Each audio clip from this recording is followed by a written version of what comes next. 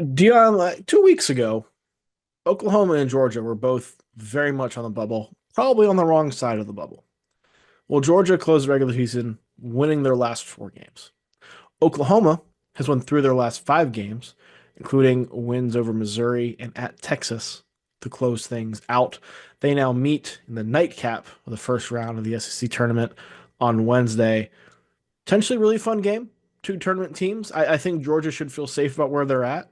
Oklahoma could probably use another win, just given the 6-12 SEC schedule.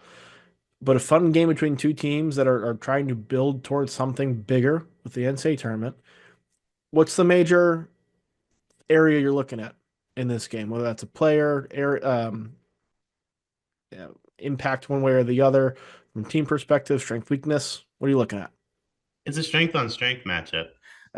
Oklahoma's 24th in offensive efficiency on KenPom. Georgia's 24th in defensive efficiency on KenPom. It's Jeremiah Fears versus a very good defensive team in Georgia. Um, it's one of those situations where we're never going to be upset that we get to watch more Jeremiah Fears basketball, right? No. So hey, am I going to be rooting for Oklahoma? Yeah, because we're talking about his last couple games that we're going to get to see of him here. It's not like Oklahoma's going to make a Final Four run, right? Like they might get one or two in the Hey, tournament. it might be his last couple games in an Oklahoma uniform, but maybe not his last couple games in college. I gotta be honest, I don't understand the college stuff in terms of him coming back. I gotta be honest, I don't get it. I don't see it. I think he's a goner, but I would root for him to come back. I think that would be fun. Yeah. I think it'll be fun, but I do believe we're watching his last couple of college basketball games. I think we got to enjoy those experiences, and that's going to be my main focus is just enjoying what we have. Austin or Asa Newell as well, right? It's definitely his Yep. last cup. Yeah, I think that's going to be fun. Like Jeremiah Fear, star freshman on one side, Asa Newell, star freshman on the other. Um, I think that's why this game could come down to Silas Dimery. He's kind of that X factor for Georgia, where if he plays well and is he is the guard who can be the star for them. And when he is that, we've seen Georgia beat Florida. But when he's off, we've seen them get manhandled by bad teams. So it's just like to me, he's the one who can help swing it. There's a lot of guys on Georgia who I think need to play well. You need Blue Kane to hit some threes. If Dakota LeFew can come off the bench and give you some offense as he's done periodically throughout the course of the season, I think that's a huge, huge bonus as well. They want to win games on the defensive end though, and slowing the pace down. It's the way Mike White wants to play.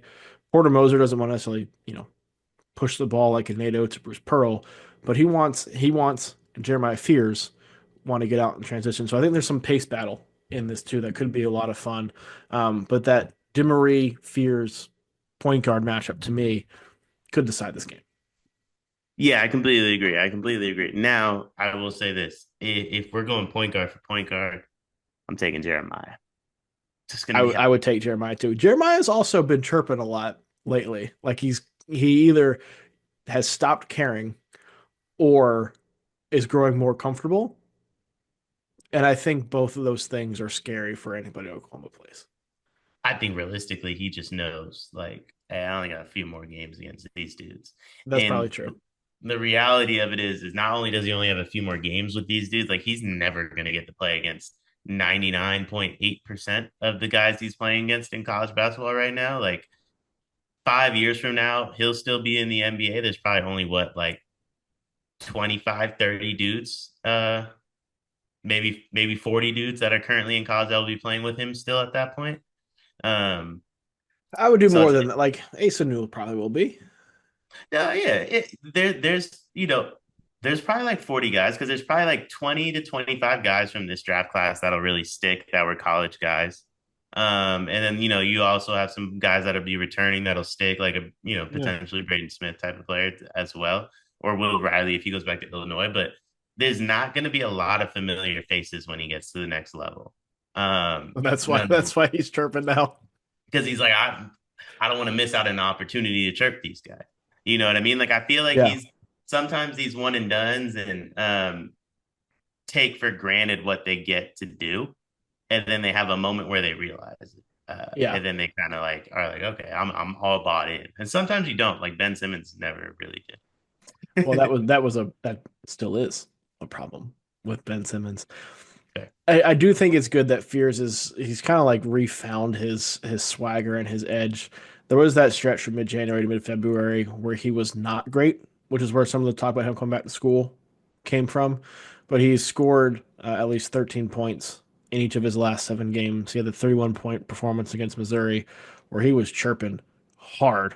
He had 27, 10, and 5 against Mississippi State. Like he's back to being the guy who was doing things that only Trae Young and John Morant had done. Yeah, Those were numbers he had put up in the non-conference. When he plays like this, Oklahoma can play with anybody. absolutely. I think George. The key for Georgia is to stop him, because if you stop him, Oklahoma is showing you they don't have much else on that roster that can beat him. Yeah.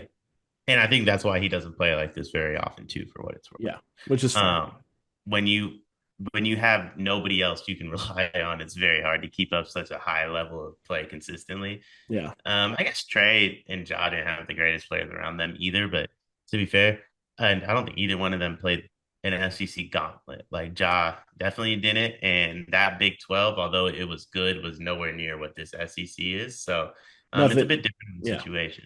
nothing has been this SEC. Nothing has been this SEC. This may be his last SEC game though. According to Ken Palm, he has Georgia winning this game by 2, 75-73. Who are you picking and by how much? Man, Georgia by 2. I think I'm gonna go with Oklahoma. I think I'm gonna go with Oklahoma. That's what my gut tells me. My gut tells me if it's point guard for point guard, if we're going band for band, I'm rocking with Jeremiah Fears. I think I am too. I think it'd be like a 5 point game, pretty close. I don't trust Mike White in these kind of situations, and maybe I should. This team did just beat Florida, and we just did a Florida Ole Miss recap where we're like Florida should cut down the nets. But something with this team, I don't know if I just I don't know if I can totally get around on it, and that's probably on me because this Georgia team has shown the ability to like win a couple games in the tournament. It wouldn't be a surprise to see them in the semis.